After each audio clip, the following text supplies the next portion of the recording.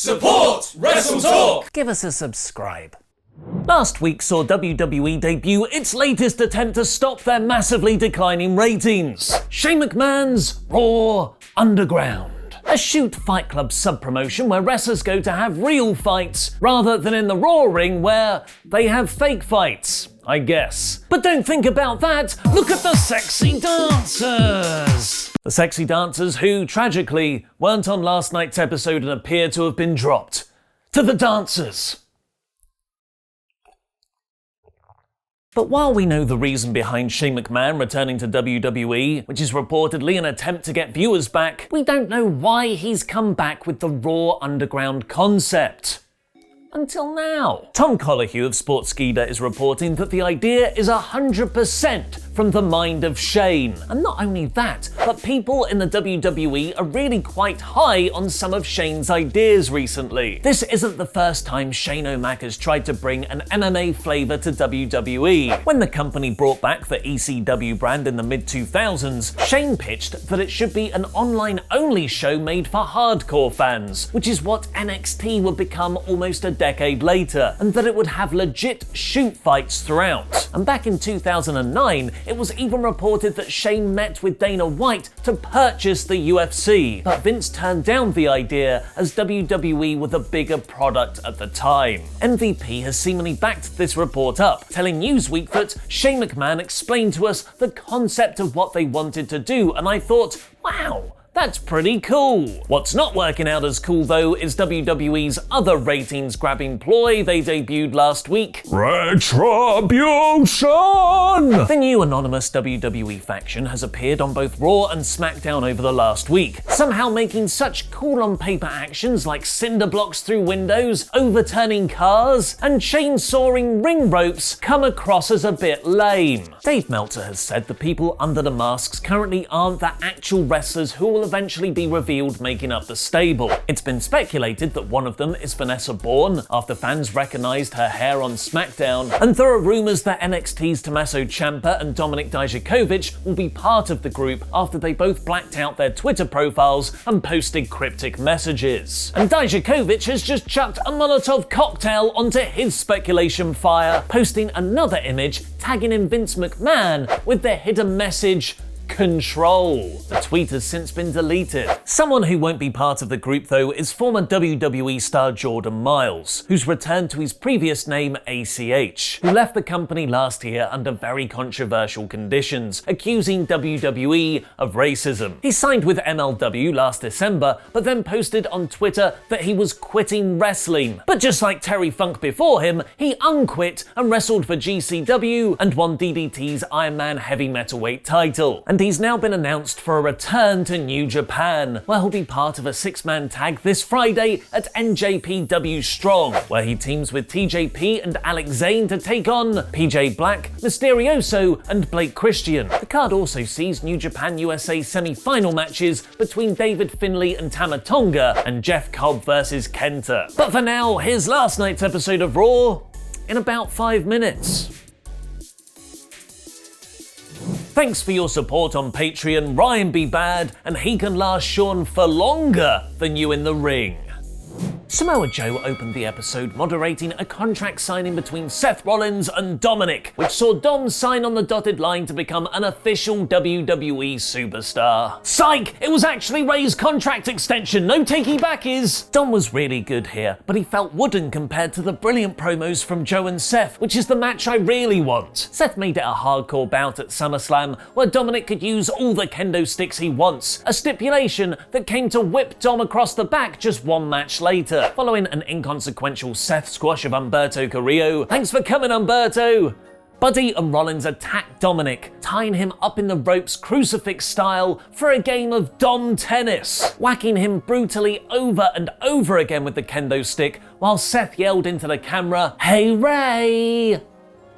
Hey "Hey Ray!" It seemed legit too, as Dominic's body was covered in welts afterwards. This was a great angle for the feuds and characters with heavy Messiah symbolism, smartly casting Dominic in the Jesus role, with Seth as the devil, in a subtle show of character hypocrisy. The only problem is that this storyline constantly sees babyfaces run down for the rescue. So where was Kevin Owens? And Samoa Joe, who was like, right there on commentary. He was all ready to fight last week after Seth said some nasty things to Tom Phillips, but he did nothing here to stop Dominic getting turned into Lucha Ham. We got a trailer for the Netflix Expanded Universe crossover, which will see all the big shows crossover into the biggest big show starring the star of the big show.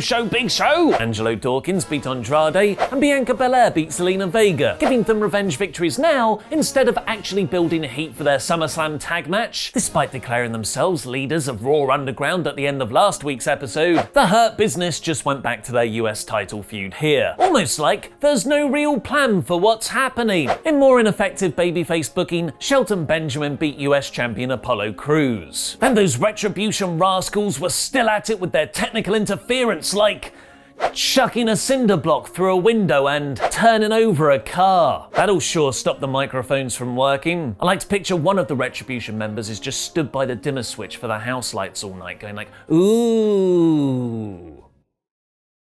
Ooh. It's all remarkably uncool. Mostly the way they all yelp and whoop like the Spirit Squad in masks, or teenage versions of the Minions from Despicable Me. Then came all the returning Raw women standing in a row. Mickie James, Lana and Natalya all then returned to Monday nights in a backstage interview segment, with the latter two picking up Natty's delusional locker room leader storyline that was dropped around the same time the Performance Center had an outbreak of coronavirus in June. The Viking Raiders, Cedric Alexander and Ricochet then quickly beat Akira Tozawa and his ninjas, letting R-Truth reveal himself as one and roll up Tozawa to win his 38th 24/7 title. It was a segment. Liv Morgan and Ruby Riott are back together again. Yay! But they're still playing up dissension between them. Not so yay! Morgan lost to Peyton Royce in a pretty good match for the 2 minutes they got because Ruby accidentally distracted Liv. Where is this storyline going? It doesn't matter because here's Shane McMahon to show you all the new toys he got while he was away. Look, he got a Riddick Moss who's just returned after not wanting to work during lockdown. He got a new jiu-jitsu fighter called Arturo Rouse. And his biggest birthday present, Dabo Kato, winning via technical cock-out. Vince even let him play with one of his main roster toys, as Shayna Baszler beat up 3 opponents at the same time. Getting rid of the sexy dancers does make Raw Underground feel less desperate, but not having the Hurt Business storyline also robs it of all substance, flattening out the whole concept to just there with no real meaning. In an awkward gear change back to normal wrestling being a woman who spits poisonous green mist, Bayley took on Asuka in easily the match of the night. I say this every week, WWE are presenting their women's division better than any major promotion in the world right now. The dynamic and driving forces behind them both was really well done, with Asuka hell-bent on revenge, whereas Bayley didn't really want to have the match, more likely take an easy way out rather than fight to the death for her supposed best friend. Asuka made Bayley tap, meaning she'll go on to SummerSlam to face Sasha Banks for the title. And the main event was KO versus RKO. Kevin Owens got a lot in before Randy started working over his shoulder, and the neatly mirrored finishing moves was well done, as KO's stunner was reversed into the very similar RKO. But the match was never the big plan here. It was the excellent angle that followed. Randy cut a promo saying he should be angry at Ric Flair for booking him in this totally unnecessary match. This was about Ric's ego. He's a spotlight junkie still even after all these years, and that Flair wanted Orton to be the son he never had. A brutal reference to Reed Flair's suicide. It was a typically great promo from Randy, who's easily on the best promo run of form in his whole career. So then Flair reminded us all what he can do. The Nature Boy cut an incredible heart-wrenching promo, talking about how he was on life support not long ago, and when he came out of it, he just wanted to tell people he loved them. He wanted to be a father to Charlotte, and he wanted to help his protege Orton break his world title record, not see Cena's record, Rick's record, which was actually the line I popped hardest for. They hugged, but you can never trust a Viper. And we got another technical cock-out as Randy hit the low blow and then a punt, smartly getting round the impact of the move by having Retribution play with the dimmer switch again. Drew McIntyre then chased Randy away for a very long stare down to close the show. Like 2 minutes of stare down. That was this week's Raw in about 5 minutes. Let me know what you thought of the show in the comments down below because I'll be replying to people from out of turning the lights on and off. Randy and Seth are doing such good heel work right now, it's making Retribution look even more lame. Orton kicked a 70-year-old guy in the head during a pandemic. Rollins whipped an untrained wrestler while his eye-gouged out dad watched on at home through his one good eye. Retribution